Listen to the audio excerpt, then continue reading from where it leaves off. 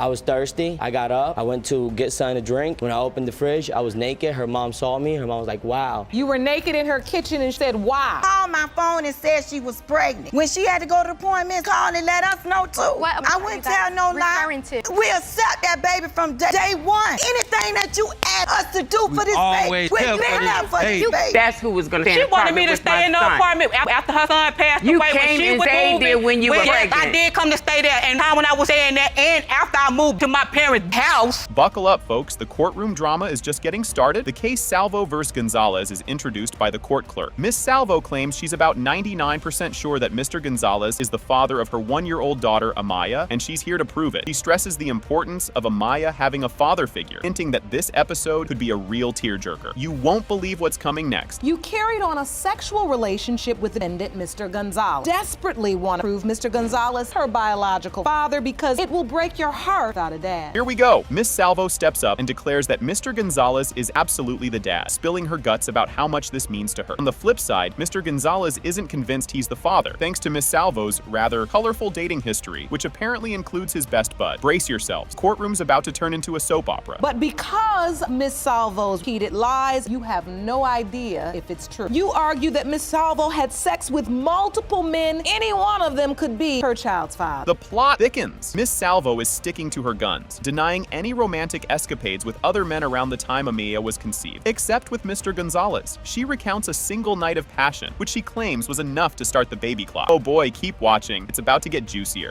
I've never had sex with any other man but him. I was drunk, he came over, he got me at the right time. You had one time. Yeah. Time for a quick chuckle. Mr. Gonzalez shares a hilarious tale about getting caught in the buff in Miss Salvo's kitchen by her mom, who apparently appreciated the view. The courtroom erupts in laughter, but don't wander off. The laughter's about to be overshadowed by some serious drama. I was thirsty. I got up. I went to get something to drink. When I opened the fridge, I was naked. Her mom saw me. Her mom was like, wow. You were naked in her kitchen and said, wow. Yes, ma'am. Plot twist, Mr. Gonzalez admits they weren't exactly casual acquaintances. They had a bit of a fling while he was technically engaged to someone else. He dishes out details about their trysts, leaving us wondering about the protection protocol. Things are heating up. Stick around for the sizzle. So I used to tell my fiance, I'm gonna go to the hair salon or to go get my braids done. I used to go to Ashley's house to go get my hair done, maybe once or twice. The whole part 6 times, that's ridiculous. It wasn't even good, so why would I keep going? It's time for a mini genetics lesson in the courtroom. Miss Salvo argues that Amaya has got to be Gonzalez's because, well, she just looks like him. A lot. She's even got a photo to prove it, focusing on a dimple that might as well be a genetic signature. Get ready, the next part is a doozy.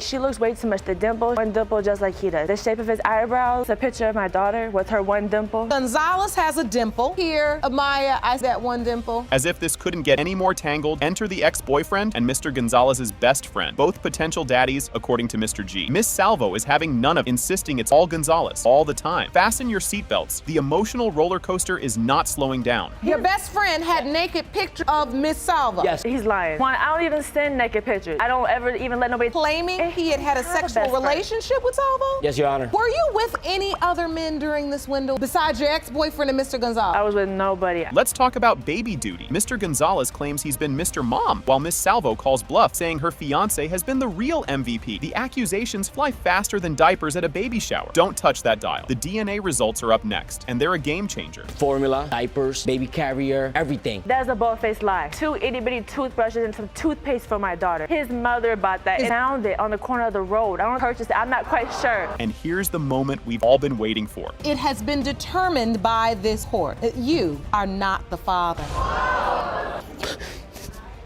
Buckle up, Buttercup. Mr. Fuller and his mom roll into court, claiming he's the dad to Ms. Nelson's 2-year-old Spitfire, Milani. They're dead set on proving paternity against Ms. Nelson's stark denial. Grab your popcorn. It's about to get spicy. Mr. Fuller, you and your mother are here today to prove that you fathered the defendant's 2-year-old daughter, Milani. You say Ms. Nelson led you to believe that you were her daddy and build a strong relationship, wants to rip her away from you. Ms. Nelson, you acknowledge Mr. Fuller's relationship with your daughter, but you are now certain that he he is not Child's father and will prove it in court. Yes, Your Honor. Hold on to your seats, folks. Ms. Nelson drops a bombshell. The DNA test shows Mr. Fuller isn't the daddy. He and his mom are cut off from her kid. The audience loses it. You won't believe what's coming next. So, Ms. Nelson, what are your intentions today if DNA results prove you're correct? They will never see my daughter again. Their time just has expired with my child. Wow, that's kind of harsh considering they have a relationship. Barely. Plot twist incoming. Mr. Fuller paints a picture of his cozy bond with little Milani, clashing big time with Ms. Nelson's story. They've had sleepovers and everything. Stick around. The drama's just heating up. I got a bond with Milani. She'll bring her hair to me. She'll let her stay the night and everything for 3 months. Not 3 months. I'm positive. You sure? I have allowed her to spend the night then. We live in Fort Lauderdale. She in Melbourne. We have this baby 2 to 3 months. You got her whenever a few she weeks. need us No, we to don't. need. You had her I for a few weeks. Here's a curveball for you. Ms. Fuller's been sure from the jump that she's a grandma to Milani, despite Ms. Nelson's fiery denials. But wait, there's more. Ms. Nelson's about to throw some shade. Do you believe this is your son's biological Day one, when child? girl called, I said, "Oh, I'm a grandmother." I said, I never Miss called you. Nelson, I never even had I the number promise to to get in God, contact I wouldn't with tell you. you no lie. You're not gonna believe this. Ms. Nelson tells the tale of trying to reach Mr. Fuller about her bun in the oven via Facebook since he ghosted her calls. But hold your horses. Her next move is a doozy. I called him, he didn't answer. I saw that he was on Facebook, and then I wrote him on Facebook. Called my phone and said she was pregnant. When she had to go to the appointment, called and let us know too. What I are wouldn't you tell guys no lie. referring to? We accept that baby from day one. Anything that you ask us to do for this baby, we've been there for this baby. Did that just happen? Against her better judgment, Ms. Nelson's fam nudged Milani into Mr. Fuller's life when she was just a wee babe. She's not thrilled about it. Watch how she handles this pickle. I did not inform them at all. My mother, behind my back, called them. Now, once she called them, did they come to see the baby? No, they did not. How did they ever form a relationship with the child? My baby was about 5 or 6 months old. I was at work. I was in a relationship with someone. At 5 months old, when the child 5 months old, you're in a new relationship. No. Gear up for a giggle. Mr. Fuller whips out text where Ms. Nelson is all sweet nothings about their kiddo. But don't spill your drink. The courtroom's reaction is priceless. Mr. Fuller, do you have any proof that she told you that you were the father? Yes, Your Honor. I You got do. proof right here. These are text messages. So from Miss Nelson, I see a message that said, "We made a beautiful little angel. I love you, Milani." Then Mr. Fuller says, "I know BM, baby, our baby, very beautiful. That must be thank BM for Milani." Check this out. Mr. Fuller thinks Milani is his mini-me. He's got a photo to prove it, but the court's cracking up. Don't go anywhere. Ms. Johnson's about to enter the chat. Cause she look just like me. She got my nose, forehead. Your Honor, after the 5 months when my mother again went behind I was at work. I didn't even know they were in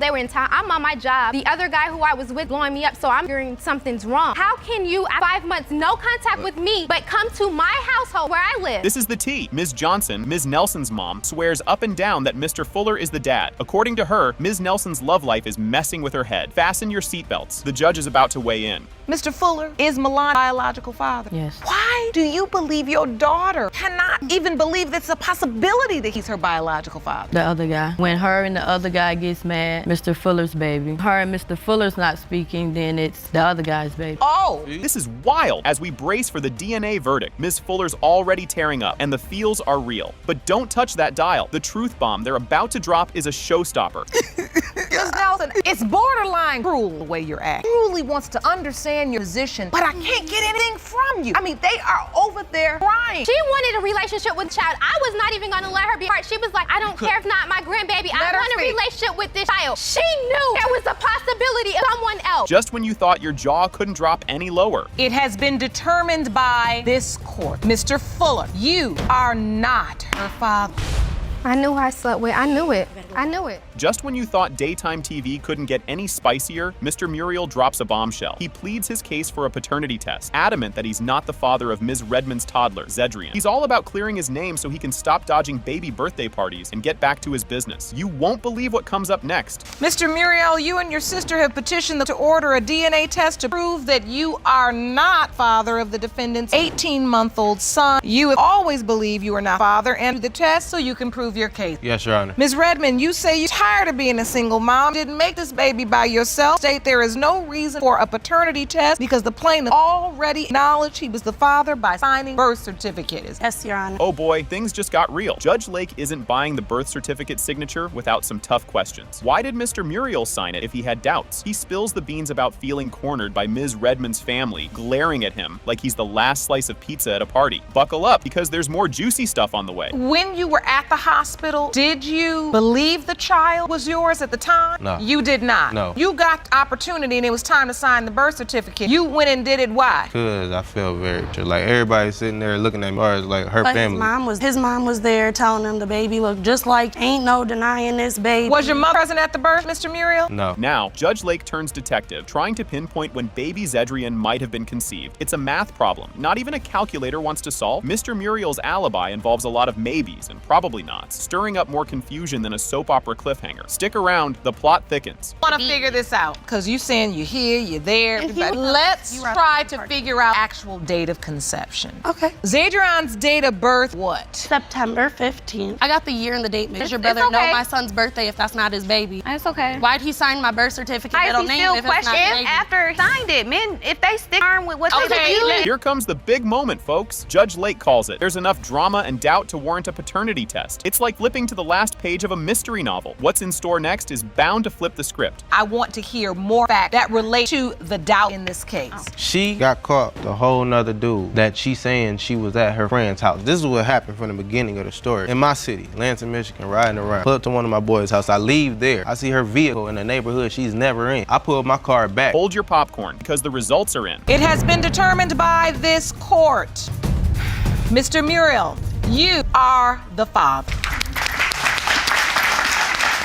Strap in, folks, the circus has just begun. Ms. Harris is smack in the middle of a love triangle drama with two dudes claiming they might be daddy to her 18-month-old daughter, Naya. Her main squeeze, Mr. Murray, and her ex-flame, Mr. Donaldson, are both here to get to the bottom of this baby bonanza. Just when you think you've got a handle on it, hold on to your popcorn because the plot thickens. Ms. Harris, you have been caught in a love triangle. There are two men in court today claiming to have fathered your 18-month-old daughter, Anaya, your current boyfriend, plaintiff, Mr. Murray, and the defendant, your ex-boyfriend, Mr. Donaldson. They are both in court today to prove paternity. Here's where the soap opera levels up. Ms. Harris spills the tea about her rocky ride with Mr. Donaldson. They were all lovey-dovey until she got pregnant, then bam. He's got eyes for another, left to ride solo during her pregnancy. She still had Mr. Donaldson popping up at major events, playing the part-time good guy. Buckle up, the roller coaster is about to drop. Tell me about your relationship with Mr. Donaldson. From my understanding, we was dating. Then when I got pregnant, he told me he had feelings for another girl. He told me that he didn't want to be with me. I was basically alone during my pregnancy. He was there during the baby shower. He came to the hospital with his mom when I had her. So dating Mr. Donaldson, you're in a relationship. Y'all are boyfriend and girlfriend? Yeah, we were. You find out you're pregnant while in a relationship with him? Yes. Twist alert. Mr. Donaldson throws a curveball, doubting the pregnancy because he thinks Ms. Harris is trying to glue him to her side since he's in love with someone else. Talk about drama. He's got suspicion written all over him and it's just heating up. Wait till you see what's coming. It's a jaw dropper. I felt like she was trying to ruin the relationship that I was. I feel like she was trying to hang on to you by claiming that she was pregnant because you told her you were in love with somebody else. Yes, sure. Did you find out you wanted to be in a relationship with somebody else before you got pregnant or after you got pregnant? It was after I got pregnant. How long did this relationship last between you and Mr. Donaldson? It was like a couple months. It wasn't that long. Whoa there. Didn't see that coming, did ya? After doubting everything from the get-go, Mr. Donaldson finally faces the music when Ms. Harris's baby bump becomes too obvious to ignore. He admits he might be the pops, but skipped out on the doctor visits. The story's about to flip again, so don't touch that dial. By that time, it was too late. She was like big. I hadn't seen her in so long. It wasn't even no point in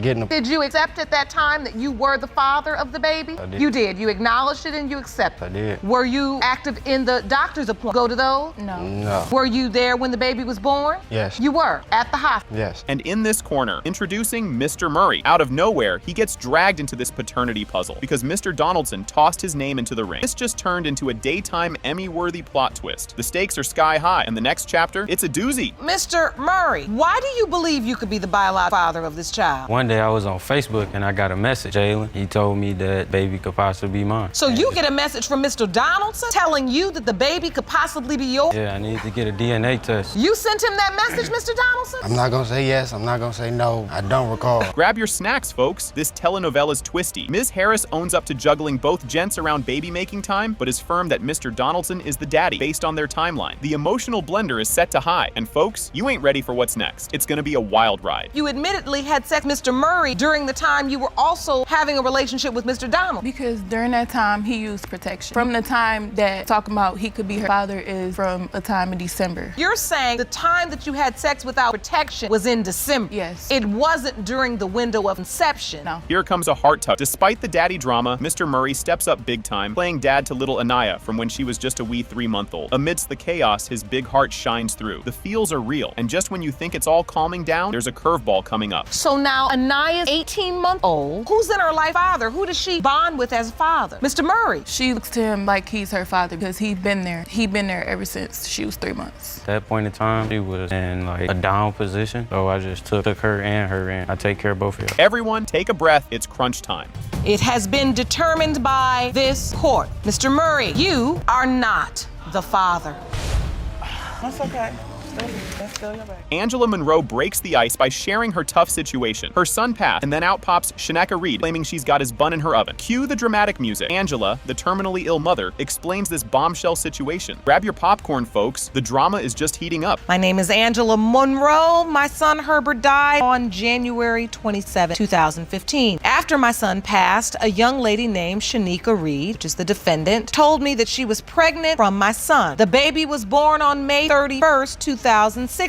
I really would like to know if Iyanna Monroe is my granddaughter. Angela drops the gossip about how she found out about the pregnancy right after her son's funeral. Talk about bad timing. Angela details how she learned about Reed's pregnancy posthumously and describes her initial shock and disbelief. Strap in. This emotional roller coaster is just getting started. I found out after my son passed, after his funeral. She came by the house, said, I have something to tell you. And she said, well, I'm pregnant. I really didn't know what to say at first. I was kind of stunned because I wasn't expecting that. I believe it was about 5 months. This was the first time you ever heard that your son, your late son, and I'm so very sorry for loss, that he was the biological father of her child. Yes. Shaneka takes the floor and dishes on why she finally decided to spill the beans about the baby. She recounts her decision to inform Angela of her pregnancy, influenced by her chatty family and friends. The plot thickens, and oh boy, you won't believe what's next. Actually, after a week after her son passed and after she laid him to rest, I called her. I wasn't even gonna let her know that I was pregnant with his child, but I was encouraged by family members, her only child, that it was important that I reach out to her. So I gave her a call. I told her that I was pregnant by her son, and I told her that I was almost 5 months pregnant. Now, Shaneka paints a picture of her and the deceased as more than just friends. They were practically planning curtains. She shifts the conversation to their deep relationship, complicating the story for Angela, who thought she knew her son's life inside out. Keep your eyes peeled. The next part is a doozy. That was my companion. From the second week on hanging together, he already had made it up in his mind that he wanted me to be his life companion. When she was moving out, I was supposed to move into his apartment. Did you meet his mother? Yes, I did meet her. And he introduced you as girlfriend or? No, friend. And the thing about that was our apartment, me and my son's apartment. Things get spicy as Angela and Shaneka go head to head about who knew what and when. They exchange heated words about their expectations and misunderstandings, showing just how tangled this web is. The tea is piping hot, and it's only going to get hotter. Nobody can take God took my son from me, so you my son to be anywhere else. That is not the person that was supposed to stay in that apartment. It was someone from California that was advised to me. That's who was going to stay in the apartment. She wanted me to stay in the apartment after her son passed away. You came and stayed there when you were pregnant. Yes, I did come to stay there, and when I was staying there, and after I moved to my parents' house. As voices raise, the focus swings back to what's best for the kiddo. The dialogue turns chaotic as both parties argue over living arrangements and financial support, revealing a breakdown in communication and a tug of war over who's in charge. Hang on, judge is about to lay down the law. Okay, I'm accepting this baby for the first 4 months, but then And you tell her she can come and live if she wants. This was when she was pregnant, because my son did ask could she come stay there. I was literally like, you want somebody to just come stay here? He said, Mom, she don't have nowhere to go. Your Honor, why, if I wasn't his girlfriend, why would he want me to stay with him? He wanted me to come since he knew I was with his child. Judge Lake jumps in to cool down the fiery debate, aiming to steer the conversation back to the little one at the heart of this saga. She attempts to restore order and refocus focus the discussion on the child's welfare, highlighting the need for civility amidst the chaos. The room quiets down, but don't relax just yet. The main event is up next. Ma'am, listen. Lady, let the judge speak or the case is over. We made it this far. All I'm trying to do is understand. Because I will say one thing. I know your son. This is his baby. Because this won't just be happening in this courtroom. This will be happening around. Yeah, and I do not want my daughter around it. You can't. I'm not gonna be around. I'm not in a position to be arguing with anybody. I don't have to do that. I didn't label her at the end of the day. Drum roll, please. It has been determined by this court.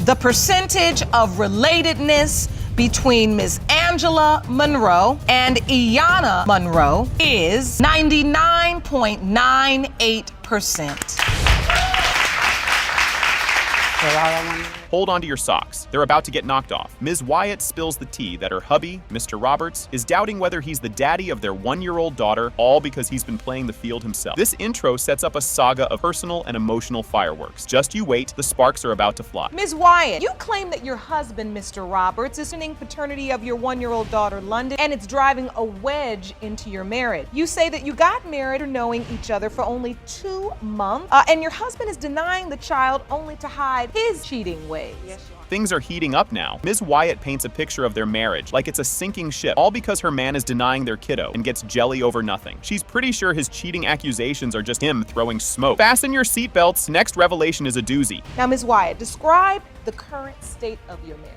Your Honor, our marriage is on the verge of divorce right now. First of all, he's denying our daughter. I think it's just to cover up the fact that he, does a lot of cheating. Like, for instance, one time I went to the store, a neighbor, he's 17 years old, and he came to her and was like, hey, Greg just got upset for nothing. Oh boy, here comes the bickering marathon. A full-blown squabble breaks out because Mr. Roberts got all pouty about a teen neighbor just saying hi to Ms. Wyatt. Talk about drama over nothing. This couple's thermostat is set to tropical storm. And guess what? It's only going to get stormier from here. Time out. That is so wrong. I'm gonna tell you something. This guy likes my, feel me? What older woman let a young guy? He was speaking. Knowing kids these days, feel me? Your Honor. They don't respect marriage. What husband is going to get upset because a 7-year-old boy is speaking? Like, are you serious? He's a neighbor.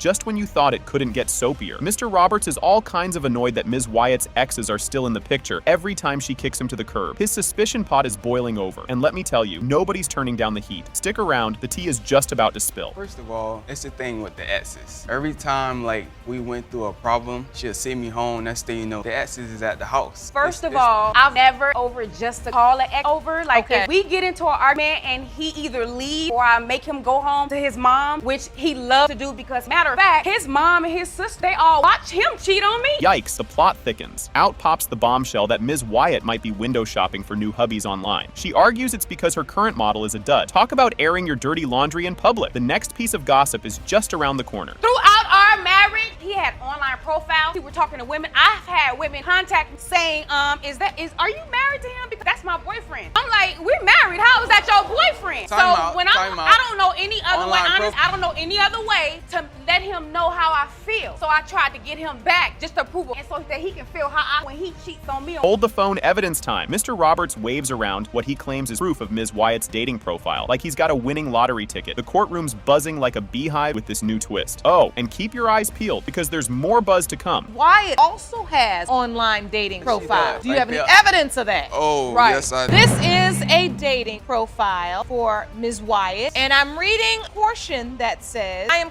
currently not looking for a relationship. If nature takes its place, then so be it.